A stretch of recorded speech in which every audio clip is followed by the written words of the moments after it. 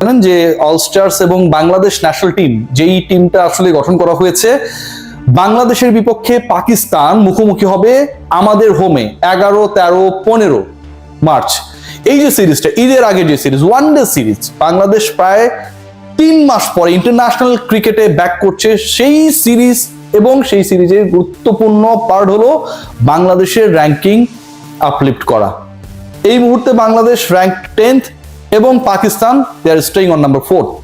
So এই চতুর্থ দলের সাথে দশম দলের যে লড়াইটা হতে যাচ্ছে, 11 তারিখে যে লড়াই শুরু হতে যাচ্ছে, এবং অলরেডি পাকিস্তান ক্রিকেট দলের সদস্যরা অলমোস্ট ঢাকায় পৌঁছে গেছে, সেই সিরিজে বাংলাদেশের ভালো করাটা গুরুত্বপূর্ণ। শুধু এই কারণে না দীর্ঘ সময় পর বাংলাদেশ আন্তর্জাতিক ক্রিকেটে ব্যাক করছে, শুধু এই কারণে না হোম সিরিজে যেই দলটা স্বাগতিক থাকে তার অনেক অ্যাডভান্টেজের জায়গা থাকে, প্রত্যাশার জায়গা থাকে, বরং এই কারণে যে বাংলাদেশ পরের যে বিশ্বকাপ, যে 50 ওভার্স ক্রিকেটের বিশ্বকাপ যেটা অনুষ্ঠিত হবে আফ্রিকাতে, সেখানটায় যেন সরাসরি কোয়ালিফাই করতে পারে। এবং সেই কোয়ালিফাই করতে গিয়ে বাংলাদেশকে প্রথমত তাদের র্যাঙ্কিং রেটিং পয়েন্ট বাড়ানোর একটা সুযোগ রয়েছে। বাংলাদেশকে নাম্বার 9-এ থাকতে হবে অ্যাটলিস্ট, যেন কোয়ালিফায়ার খেলতে না হয়।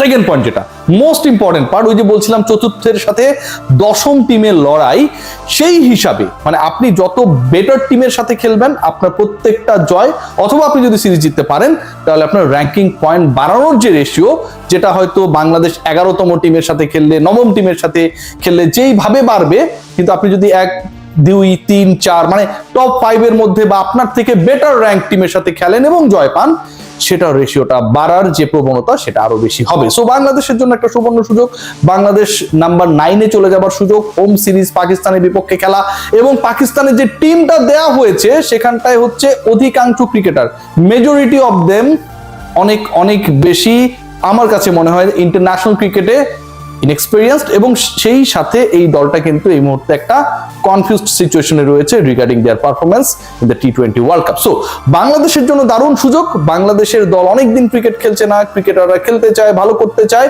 এবং 50 ওভার্স ক্রিকেট ফাইনালি ব্যাক করছে বাংলাদেশের এই হোম সিরিজকে দিয়ে। সেখানটায় বাংলাদেশের ব্যাটিং অর্ডারে একটা বড় ধরনের চমক তৈরি হতে যাচ্ছে, বাংলাদেশের বোলিং ডিপার্টমেন্টে একটা বড় ধরনের চমক তৈরি হতে যাচ্ছে, বাংলাদেশের ওপেনিং, এই যে 3টা পার্ট বললাম, সেখানটাও একটা বড় ধরনের চমক হতে যাচ্ছে।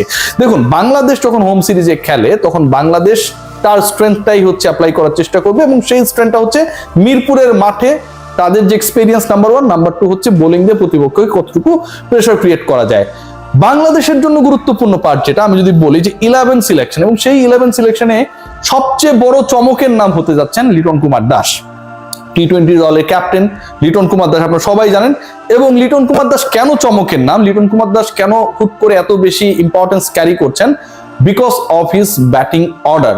তার ব্যাটিং অর্ডারে একটা বড় ধরনের পরিবর্তন হতে যাচ্ছে, এবং সেই পরিবর্তন হতে যাচ্ছে কারণ কনসিস্টেন্টলি লিটনের চেয়ে অন্য যারা বাংলাদেশের টপ অর্ডারটায় ব্যাটিং করেছে 50 ওভার্স ক্রিকেটে রিসেন্ট পাস্টে, তাদের পারফরমেন্স। সো লিটনকে আপনার জায়গা ছেড়ে দিতে হবে কোনো একটা জায়গায়, যেখানটায় গিয়ে লিটন অন্তত টপ অর্ডারকে আমার কাছে মনে হয় যে কাইন্ড অফ ডিস্টার্ব করবেন না, এবং Liton Kumar Das he will take more time to be set to score some runs.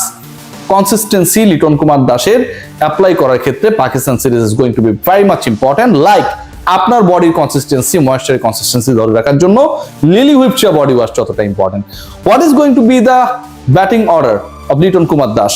Number 4, seriously Liton Kumar দাসকে নিয়ে এখন পর্যন্ত যত পরিকল্পনা হয়েছে, অ্যাপ্লিকেশনস হয়েছে, আমি যেটা বললাম যে বাংলাদেশের অলস্টার্স এবং ন্যাশনাল টিম যে আলোচনাটা হচ্ছে, যেখানটায় তারা প্রিপারেশনস নেওয়ার চেষ্টা করেছে, সেখানটাও কিন্তু Liton Kumar Das he didn't play as an opener.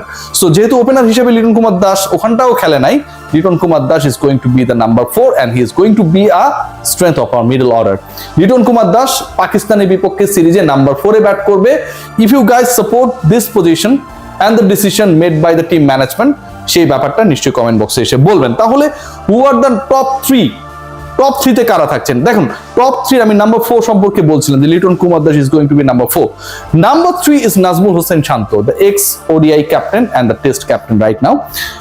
Nazmul Hossain শান্তর যে পারফরমেন্স 50 ওভার্স ক্রিকেটে, নাজমুল হোসেন শান্তর উপর বাংলাদেশ দলের যে ডিপেন্ডেন্সি, সো ওই জায়গা থেকে এবং consistency of form, Nazmul Hossain শান্তর জন্য থার্ড প্লেসটা নিয়ে আসলে কোনো ধরনের আলোচনা ডিসকাশনের কোনো সুযোগ নেই।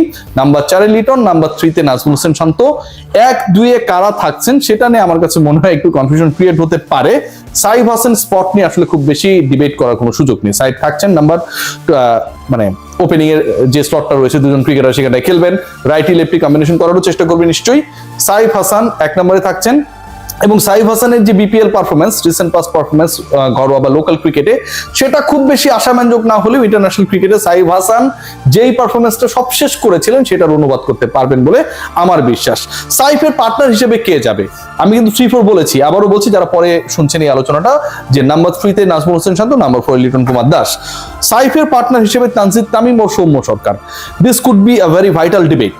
দেখুন, তানজিদ হাসান তামিম বাংলাদেশের এই মুহূর্তে কনসিস্টেন্ট পারফর্মার ক্রিকেটারদের একজন, এবং আপনি সাইফ হাসানকে যদি এক প্রান্তে খেলান, আরেক প্রান্তে আপনার লেফটি রাইটি কম্বিনেশন, ট্রেডিশনাল যে ডিসকাশনটা হয়, প্রতিপক্ষ বোলিং ডিপার্টমেন্টকে কিছুটা এলোমেলো করে দেওয়ার জন্য, ফিল্ডিংকে কিছুটা কনফিউজ করার জন্য যে আলোচনাটা হয়, সেখানটা definitely you will try someone who is a lefty batter, right? যেহেতু আপনি সাইফ হাসানকে ওপেনিং এ রাখছেন, he is a righty one.